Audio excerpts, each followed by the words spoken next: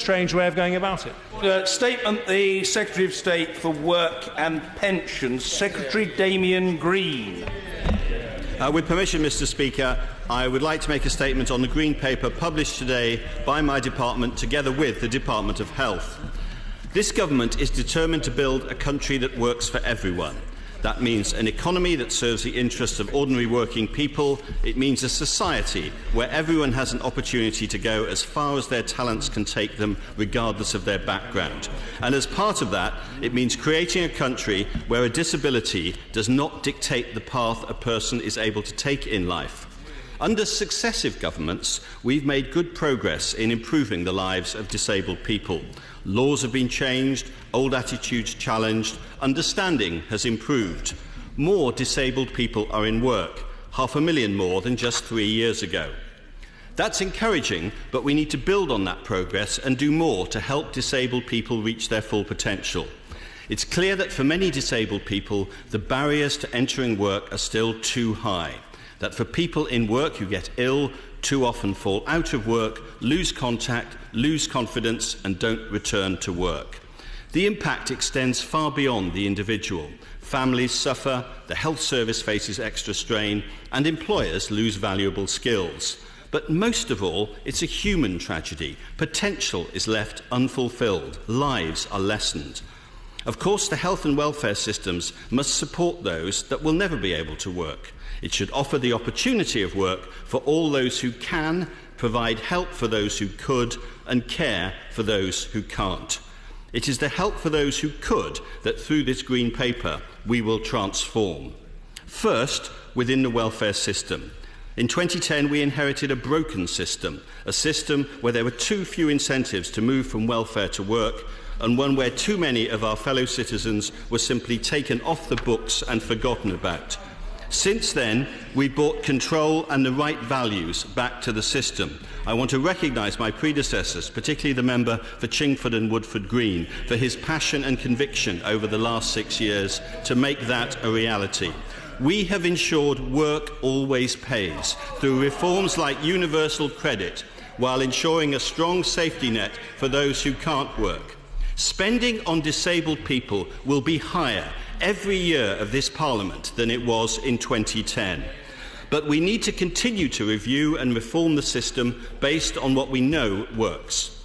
One of those areas is the level of personalised and tailored support someone gets when they fall out of work. In the last 12 months, half of people who attended a work capability assessment were deemed too ill to work or even prepare for work at that time. They then routinely receive no employment support at all. It's not surprising, then, that each month only 1% of people eligible for employment and support allowance after an assessment leave. For a benefit that was meant to help people back into work, the statistics show it's not living up to its original aim. So we will build on the success of universal credit and provide more personalised employment support by consulting on further reform of the work capability assessment. We will also introduce a new personal support package for disabled people, providing better tailored support, including a new health and work conversation between someone on ESA and their work coach, focusing on what they can do rather than what they can't. We will recruit around 200 community partners into job centres to bring in expertise from the voluntary sector. And we will give young people with limited capability for work the opportunity to get valuable work experience with employers. These are practical steps and support the welfare system will provide for disabled people. Turning to the health sector, this Green Paper marks a new era in joint working between the welfare and health systems, between the Department for Work and Pensions and the Department of Health. It's about recognising that work and meaningful activity can promote good health. So we will work with Health Education England, Public Health England and others to make the benefits of work an ingrained part of the training and health workforce approach. We will also review statutory sick pay and GP fit notes to support workers back into their jobs faster and for longer. It's also about transforming the way services join up. We'll be consulting on how best to do this, as well as boosting existing joint services. For example, We're more than doubling the number of employment advisors placed in talking therapy services. It's right that we focus in on services like these, as mental health conditions, together with musculoskeletal conditions, are behind many people falling out of work. But this is not a challenge for government alone. So finally, I want to turn to the role of employers. Employers have so much potential power to bring about change, not just in their recruitment strategies, but in how they support their employees. We need all businesses, small or large, local, national or global, to use that power to deliver change. The fact is that as well as being good for health, it makes good business sense too. Sick pay for workers who get ill costs business £9 billion a year. Businesses are leaders in innovation and transformation. We need to harness that positive power of business to promote disability awareness. So we will create a disability-confident business leaders group to increase employer engagement in looking after the health and well-being of their employees and opening up opportunities to them. Now is the moment for every business to take a proper look at the relationship between work and health and what it means for their business and productivity. So over the coming months, we'll be talking with disabled people and those who have health conditions. We'll be talking to carers, families, professionals, and a range of organisations who are so important to getting this right and who, like us, want to see further change. Together, through this Green Paper and building on our work since 2010, we intend to deliver just that, to improve the way the welfare system responds to real people with health conditions, to see employers step up and play their part, to see work as a health outcome, and to see a culture of high ambition and high expectations for the disabled people of this country, because they deserve it. Debbie Abrahams. Thank you, Mr. Speaker, and I'd like to thank the Honourable Member for Ashford for his statement and advance notice of it. Mr. Speaker, this is again kicking the issue of support for disabled people and halving the disability employment gap into the long grass. This is the third Secretary of State who has promised a plan, and yet we have just talk, no action. During his announcement today, the Secretary of State claimed that he was confronting negative attitudes, prejudices and misunderstandings. The audacity of this statement is offensive. The government has been responsible for more than anything of the negative attitude towards disabled people with their shirker scrounger narrative. Only this morning he himself described disabled people as sitting at home living on benefits. The consultation itself demonstrates that the government is failing to understand the reality of many disabled people's lives and the real anxiety that they feel about the coded messages in this consultation. And yet further cuts are on the way.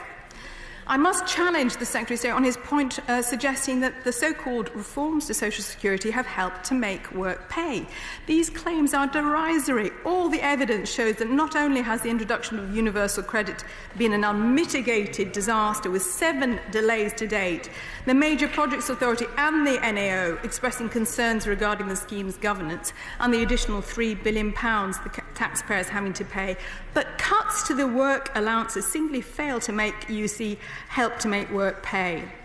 The Resolution Foundation has shown that on average 2.5 million working families will be over £2,000 a year worse off. So will he not commit to reversing cuts to the work allowances and universal credit? On the Green Paper, if the Minister is committed to helping disabled people into work, why has he cut employment support for disabled people from 700 million to 130 million? Will he commit to increasing access to work support to more than the 36,500 disabled people who received it last year? Given that there are 1.3 million disabled people who are fit and able to work, this is obviously a tiny proportion. The Secretary of State refers to a review of statutory sick pay. Can he confirm that this is not a vehicle for further cuts to sick pay? Will he commit now to maintaining the levels of statutory sick pay both now and in the future? On the plans to broaden the number of professionals who can provide a fit note, which currently can only be provided by a general practitioner, will these be appropriately trained clinicians? We know from the government's use of the so-called healthcare professionals under the work capability assessment that this is an underhand tactic to force people into work before they are ready, by weakening the role of the medical profession in assessment processes.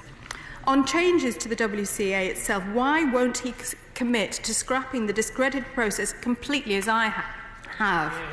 As it stands, it's a dehumanising system which is just doing great harm and is nothing more for a vehicle for getting people off flow. Will he explain why only ESA is included in the statement and what his intentions are in relation to PIP? And how is funding supposed to be is meant to underpin the work and health programme?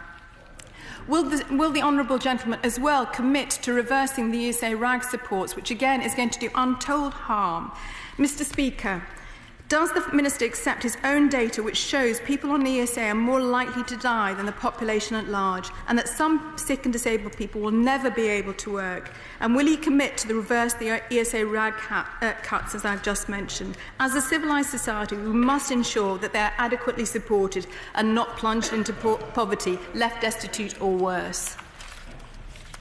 Thank you. Secretary of State. Well, I'm disappointed in the tone taken by the Honourable Lady.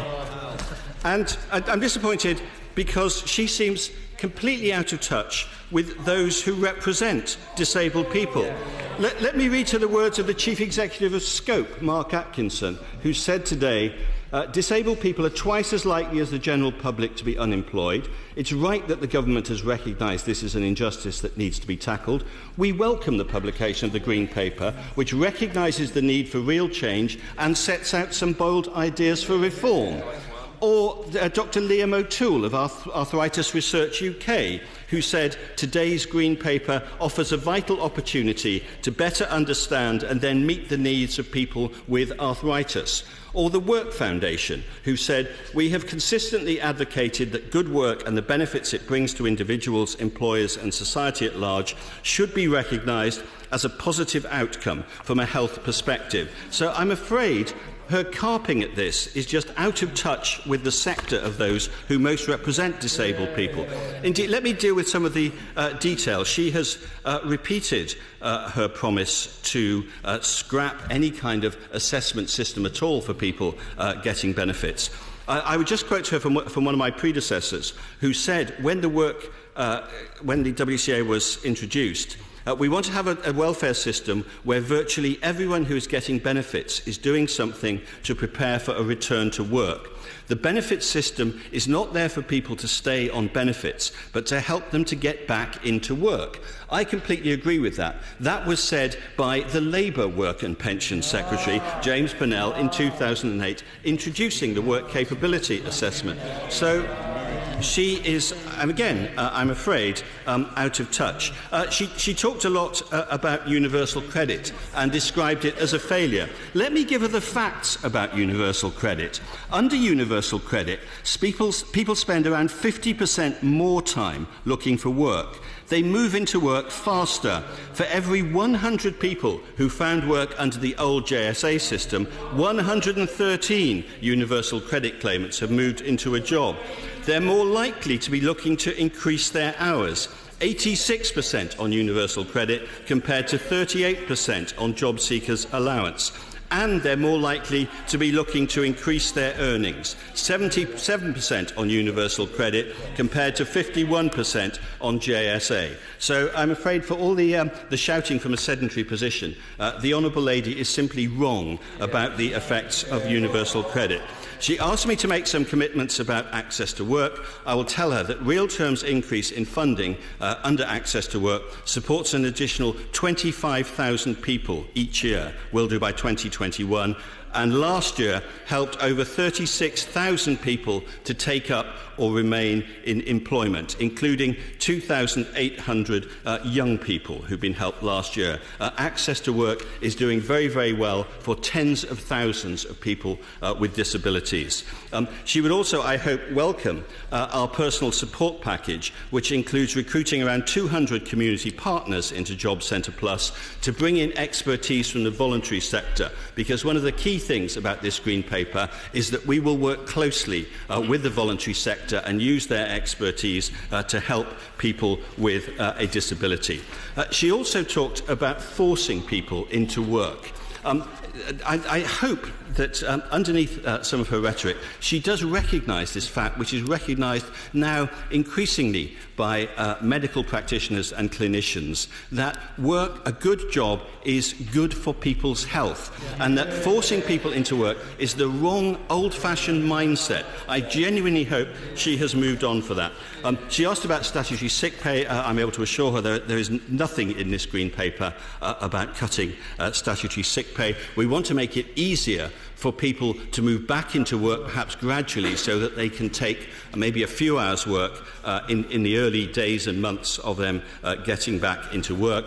And the purpose of the changes in the fit note are to make it useful, so that the person, so it can be given by a properly qualified medical practitioner, and what it will do is not simply act as a note writing someone off work, but actually guide them into a system that will be able to help them get back to work, because in the long run that is the best way to improve their lives, and that's what this Green Paper is about. Mr. Ian Duncan-Smith. Mr. Speaker, can I unreservedly welcome the right honourable gentleman's statement today and say that it builds very much on the work that has gone before, but he has elaborated on that.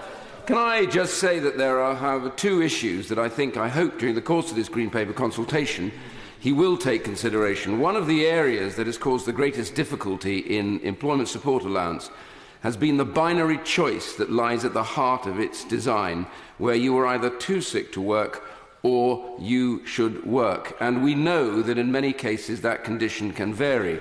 Now that universal credit is out and rolling out, and this is in part of universal credit, would he look to see whether it is feasible to actually move away from that binary choice, so that if they do move into work, they can have that extra allowance and be tapered away? And one last point, which is, as universal credit is critical to this, I wonder if he'd look again at the work allowances, particularly those with limited capability for work, as these need now to be increased to their original levels.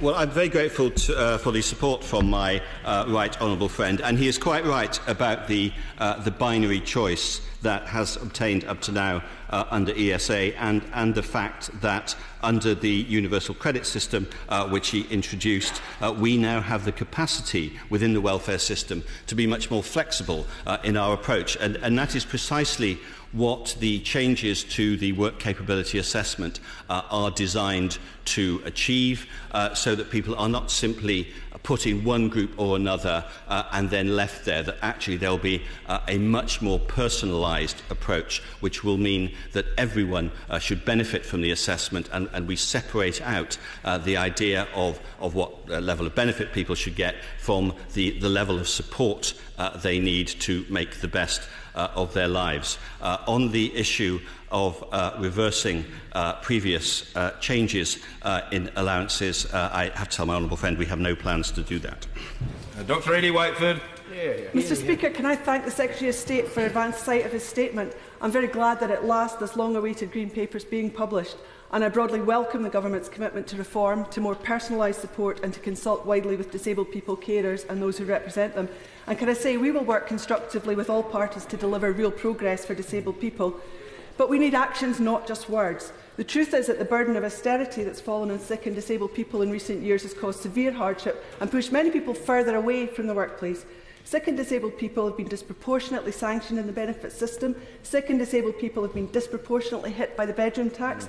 The raising of the bar on personal independence payments has seen thousands of sick and disabled people losing their mobility vehicles, in many cases their only means of getting to and from work. And from next April, sick and disabled people with long-term conditions will be deterred from going back to work, because if they do, and then they have a relapse and have to go back on ESA, they will find their income cut by £30 a week.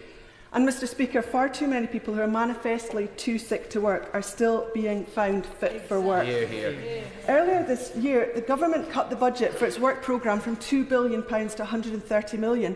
Given its poor performance, I can understand why. But we know from more successful schemes to support disabled people into work, schemes like Access to Work or voluntary sector initiatives like Action on Hearing Losses Moving On programme, that tailored personalised support doesn't come cheap.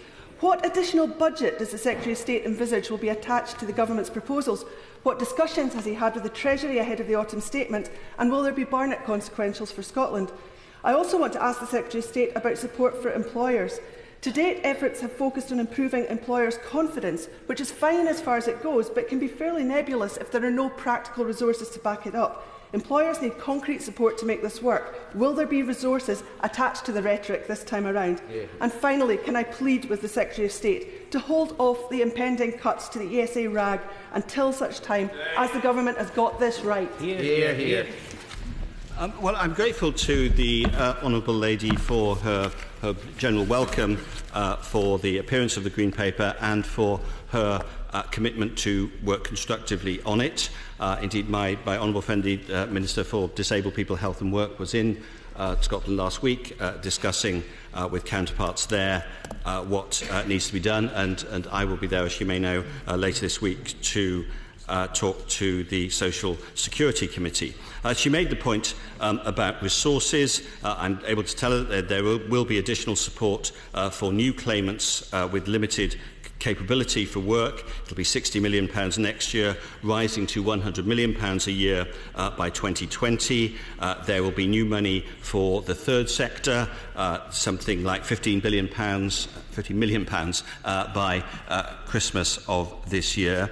And also, she makes a very good point about employers, and I agree with her that we need to have more than rhetoric. That's why we'll be rolling out a small employer offer that will support the creation of more job opportunities for disabled people, will provide support for employers and enable employers to apply for a payment of £500 after 3 months' employment to provide ongoing support. I think it's that kind of practical help, particularly for small businesses, that will transform matters for very many people. We know that small businesses are the biggest creators of jobs in this country, and absolutely we want them to participate in being able to use this great talent pool that is out there of people with disabilities whose employment is much less than those without disabilities. Order. With extensive interest and pressure on time, I'm looking for single, short supplementary questions without preamble and, of course, for pithy replies from the Secretary of State. Mr Stephen Crabb.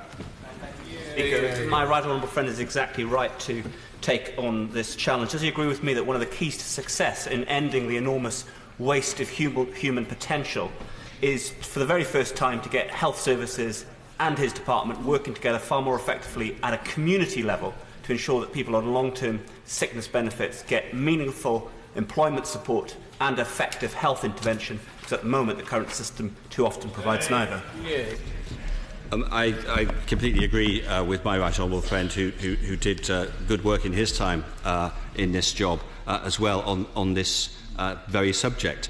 And he will see in the Green Paper that we will be doing large-scale consultations on precisely the issue he gives rise to, because in specific areas it's important that we get the actual way of working together of the welfare system and the health system right, and it will be different in different parts of the country, so we will be doing geographically based large-scale trials on that.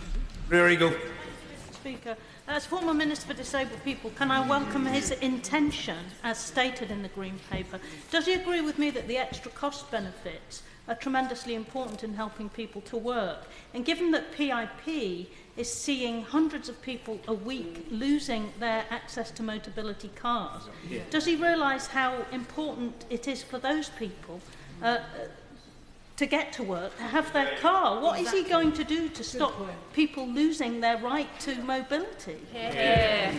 Well, of course, PIP is not a work-related benefit, as she will know. It's a benefit designed for the extra costs of those who have a disability, and it is sensible that people go through the appropriate assessment for that.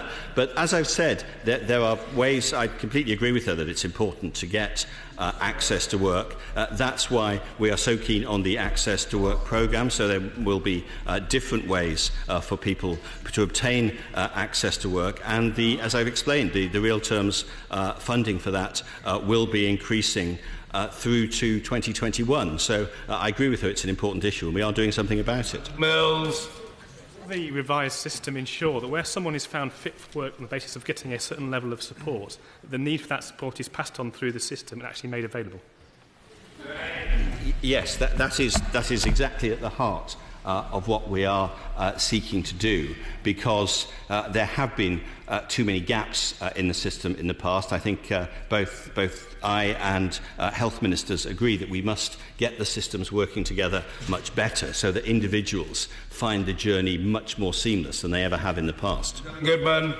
Mr. Speaker, could the Secretary of State consider more carefully the role of GPs? With the work capability assessments, we sometimes have the situation where untrained people are overriding the advice from GPs. We don't want to see that in ESA on fit notes.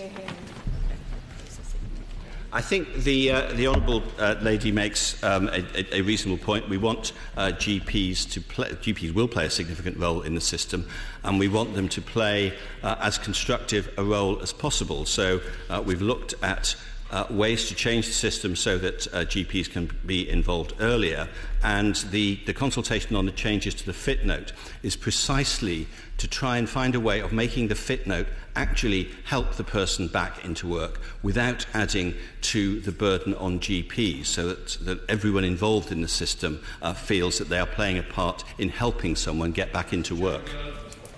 Can I also extend a warm welcome to this Green Paper, particularly because within the next hour we are going to be launching with the National Autistic Society a report entitled The Autism Employment Gap, which shows that only 16% of people on the autism spectrum are in full-time employment. It's a bigger gap than the disability employment gap.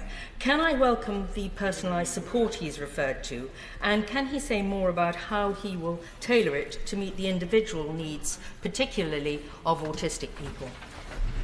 Well, I'm grateful to my right honourable friend's kind remarks and would congratulate her on all the work she's done over many years in Parliament for those who are on the autism spectrum. And I'm pleased to tell her we have 1,100, we will have 1,100 specialists in autism services in Job Centre Plus premises, because she is quite right that we should never assume that disabled people are in any way homogenous. People have different needs, have different requirements, and she will know better than anyone that the needs of those who are on the autism spectrum are specific and therefore need to be dealt with in a personal and specific way. David Winnick. As regards the disabled, can I tell the Secretary of State that at my surgery on Saturday I saw a man who will be 59 in 2 weeks' time, walking with tremendous difficulties on 2 crutches, who has had his employment and support allowance removed.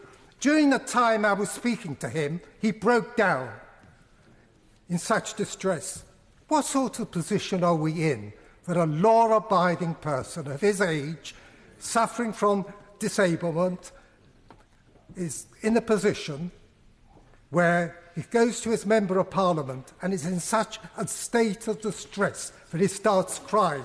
I consider it a shameful situation, and the Secretary of State should be aware this is just one of many, many cases throughout the country. I'll certainly be writing to his department, but what result we shall see. Well, obviously, if the honourable gentleman is going to write about his constituent, then please do. We don't want to see any wrong decisions taken, and I will happily look at the individual case, but he'll recognise I can't possibly comment on that at the moment. I would say the one point I would take issue with him about is when he says that this is the tip of an iceberg. Actually, the number of successful appeals against ESA judgment has fallen very significantly from 14% to 5% in recent months. So the figures suggest that the system is getting better at making those judgments. John Howe. Mr. Speaker, for those with mental health conditions, they often require specialist support.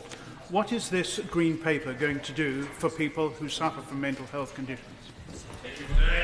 I think particularly those with mental health conditions will be helped by this Green Paper, by the more tailored and personalised support, because it is very often people with mental health conditions who have conditions that come on and go off again, and so therefore they are able to work full-time some of the time, part-time some of the time, and not at all some other parts of the time. So the changes both to the benefits and perhaps particularly to the statutory sick pay will make it much easier for those people to stay in touch with work and maybe do work part-time for a period. And all the evidence suggests that people with mental health conditions in particular are disadvantaged by being completely detached from the world at work, because depression may get worse. I really welcome the Green Paper's suggestion of a personal support package, which should be a significant improvement on the disastrous work programme, which was a total failure for disabled people. But can the Secretary of State confirm that providers of such support will be adequately rewarded and incentivised to provide good enough support? Because that was really the difficulty with the work programme. And I hope the Honourable Lady, I'm grateful for her supportive words, will see that it will make a difference, because the personal support package, I've already mentioned the 200 community partners will come in, so we will actually engage the third sector very actively in this process. But we're also extending the Journey to Employment job clubs to 71 Job Centre Plus areas, those with the highest number of people receiving ESA. So we are trying new ideas in those areas where we think they will particularly make a difference. Does my right honourable friend agree with me that in order to utilise the talent and enrich the lives of those with disabilities and ongoing health issues, including mental health, that we need to make further improvements to reduce bureaucracy and personalise employment support to their individual needs? I do. I think on a day-to-day basis, all of us in our constituency work will have seen people who are frustrated by the bureaucracy, and when she and other members read the Green Paper, they will see that there is an emphasis on making the systems more human and more personal, so that people don't feel that they're being ground down by a very difficult bureaucracy. It's always something that takes a long time to change, but absolutely it's something we want to change. Thank you, Mr. Speaker. It's true that the work programme has been hopeless for people claiming employment and support allowance. Pitifully small number of people getting into jobs, as he acknowledged in his statement. How much does he expect these proposals to increase the proportion of ESA claimants getting into work, and how long will it take to halve the disability employment gap? I think it would be premature of me to try and set targets on either of those. I think the sensible thing is to take practical steps, such as we're more than doubling the number of disability employment advisors to help specialist and local expertise for disabled people. That, I think, will be, along with everything else I've announced, a significant step forward in halving the disability employment gap. Of course, it depends on both ends of it, because it will depend on what the total employment level is, the halving of the gap, and we are in good shape on that. We have 80% of working age people in work. Of 80% of those who don't have a disability are in work at the moment, but as he knows, only 48% of those with a disability. So I want to make steady progress towards halving that gap, but it may take some time. What discussions with business to help people who can only work flexibly and at variable times and who don't want to let their employers down? Very many. I've spoken to a number of private sector employers who are leading the way in providing equipment that's needed. But one of the other things that is to some extent more under the control of government is what happens inside the public sector. So I hope that by the end of this year, every Whitehall department will be signed up as a disability confident employer, and that within the course of 2017, the rest of the public sector will have followed. Of course, the public sector is a very large-scale employer, and that will be very helpful. I broadly welcome the thrust of this Green Paper, but can I suggest to the Minister there are two things he could do for people with mental health conditions now. One is to ensure that those assessors undertaking work capability tests are properly qualified. Yes. And secondly, could we take out the small number of people with long-term enduring mental health conditions who are never going to work and stop them going around this merry-go-round, which is neither good for them or the taxpayer?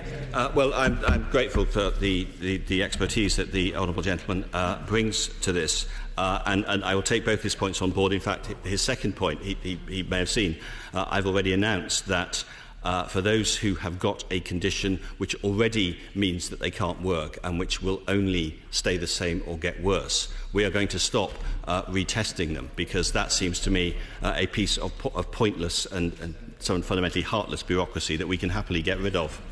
Heidi Allen. Mr. Speaker, please can I encourage the Secretary of State to apply his very human and welcome fresh pair of eyes to the whole system. Damage will be done to his very good intentions if he proceeds with the cuts to universal credit work allowances and ESA RAG. Please can I urge him to personally understand the risks in proceeding with both of those cuts? Well, as my honourable friend knows, we've had private discussions about this, and I've heard her on a number of public platforms on this as well. And I can only repeat to her what I have said to my right honourable friend, the member for Chingford and Woodford, that although we are not looking for new cuts in the welfare budget, or welfare benefits, we have no plans to reverse anything that's already been legislated for. I welcome the Green Paper in its broadest sense, if we can have a dialogue about how we can improve the life of disabled people. But as the point has just been made, you need to make sure that the funding is there on the table in order to protect people back into work and those that need support. Perhaps there are two words which are missing from the document today, from the Minister's statement, and that is compassion and dignity. Let's hope that we get that in the response from the government. Well, I completely agree with the honourable gentleman. I'm grateful for his general support, and I absolutely agree with him that the system, if you like, should show compassion at all times, and that those who deal with the system should feel that they're being dealt with dignity, and that their own dignity is being preserved. We are at one on that. Justin Tomlinson. Mr. Speaker, I very much welcome today's announcement. The Chief Executive of Scope, Mark Atkinson, rightly highlights that the assessment should be the first step for support. Therefore, will the Secretary of State set out how stakeholders and charities can not only shape future policy, but also help deliver the expert-tailored employment support so needed? I'm grateful to the support for my honourable friend who did excellent work when he was the Minister for Disabled People, and I'm happy to assure him or reassure him that there will be very localised services with facilitator packs done at a local level, so that in each individual job centre, in each individual area, there will be the appropriate type of support that's available after an assessment is made. Matters. Thank you, Mr. Speaker. I welcome the assurances given by the Secretary of State on statutory sick pay, but does he realise that there are millions of people in this country who are in work who don't qualify for statutory sick pay because they are classed as self-employed? So will the Secretary of State, as part of this process, agree to look at implementing the relevant recommendations of the Dean Review into self-employment? Yeah, I mean, he's right. There are increasing numbers of self-employed people, and therefore we want to make sure that they are treated as fairly as everyone else. Indeed, one of the successes of recent years has been the new enterprise allowance, which has allowed nearly 20,000 disabled people to start up businesses. It's about 1 in 5 of business startups, so it's a very significant part of the system, and that means that we are very alive to the needs of self-employed people. Thank you, Mr. Speaker. I welcome the Minister's statement today and the announcement of the Green Paper, but can he reassure me that he will also be looking at further improvements to the work capability assessment to make it as smooth as possible for claimants, because I think that will also make a big difference? I do. I mean, we have had 5 different reviews of the work capability assessment over the past 6 years, and the ideas I'm bringing forward today are just the latest response to this. But there is no system so good that it can't be improved, and I would welcome my honourable friend's input into making it even better in the future. Neil Coyle. Thank you, Mr. Speaker. The government's target of halving disability employment gap is very welcome. The Green Paper offers £115 million in funding a new model of employment support. Can the Secretary of State confirm that that figure represents less than 5% of the total cut disabled people experiencing to disability living allowance and employment support allowance? Well, I think the honourable gentleman is slightly confusing apples and pears here. That this is a support programme to get people with a disability back into work. The best route out of poverty for people with a disability, as it is generally, is to have a job. And we have been, as a society, much less good at allowing people and encouraging people with a disability back into work than we have for the general population. That is the problem that this Green Paper is intended to address. Constituents in Kettering want to know if the Secretary of State thinks the film I, Daniel Blake is an accurate portrayal of the benefit system. If it is, does the changes he's announced in the Green Paper address the problems raised? If it isn't, what are the inaccuracies? I think I haven't seen the film yet. I've seen quite a lot of trailers from it. It is, I would point out to my honourable friend and to the honourable lady chuntering from a sedentary position on the opposition benches, it is a work of fiction. It is not a documentary. It bears no relationship to the modern benefit system. And in particular, as I understand it, it is unfair, monstrously unfair to job centre staff who are hugely conscientious people doing a job sometimes in difficult conditions and doing it very well indeed. Nancy Lucas. Thank you, Mr. Speaker. If the Secretary of State believes that the disability appeal system is improving, can he explain why he's investing a further £22 million in recruiting more staff to assist the DWP in defeating more personal independence and work capability assessment claims?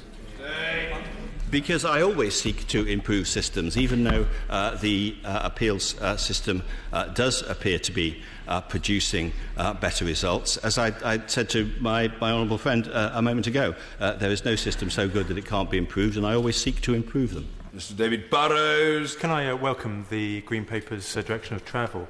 Will its additional personalised, tailored support for disabled people reach them in time for April when they lose the RAG payments, which was a condition of support for the ESA cuts on many of on this bench?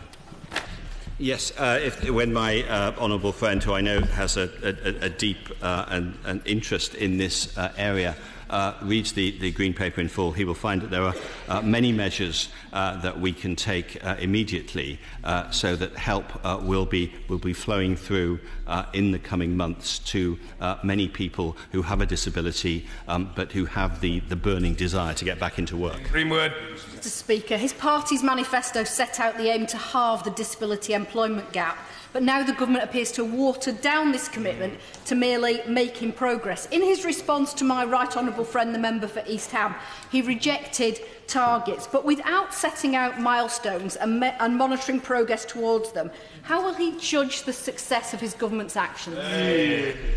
Well, I didn't water down the commitment at all. The original commitment in the manifesto didn't have an end date to it, so I'm merely repeating the manifesto commitment. And we will publicise all the relevant information so that we will know, and the House will know, and the public will know the progress we're making. There has been progress in the past few years. The percentage of disabled people employed has gone up in recent years, but I intend to improve on that progress in future. Thank you, Mr. Speaker. I very much welcome what the Secretary of State has had to say this afternoon, particularly in relation to greater support for those with mental health conditions. What steps does he plan to take to make sure that we engage properly with these people who are affected by these conditions and the organisations that represent them to make sure we get this right? We're doing, as I've said, a large-scale localised consultations, and I think that's the way to it. There are a huge network of job centres around the country. We have 750 job centres, so the DWP does have the power to get into local areas and actually know what local conditions are, and I think that's by far the most powerful tool we have to make sure that the services we offer can be appropriately sensitive in every local area. Speaker, despite some changes, the work capability assessments system is fundamentally flawed. Surely reform must ensure that, as well as judging whether people are fit for a job, it also is whether the jobs are available for them. So will the Secretary of State look whether a new assessment can include the jobs available in a local area as well as the claimant's condition? Well, certainly, I think I hope the honourable gentleman will recognise that there are more jobs available and being taken in our economy than ever before. General levels of unemployment are very low. 4.9% unemployment is a rate that would have been unimaginable in previous eras, so we should be proud of that. So there are more jobs available. The key is to make sure that those jobs, and I agree with him on this point, can be matched to those who may have a disability or long-term health condition, so that they can take advantage of the vibrant jobs market we currently have. Thank you. Order. Statement. The Secretary of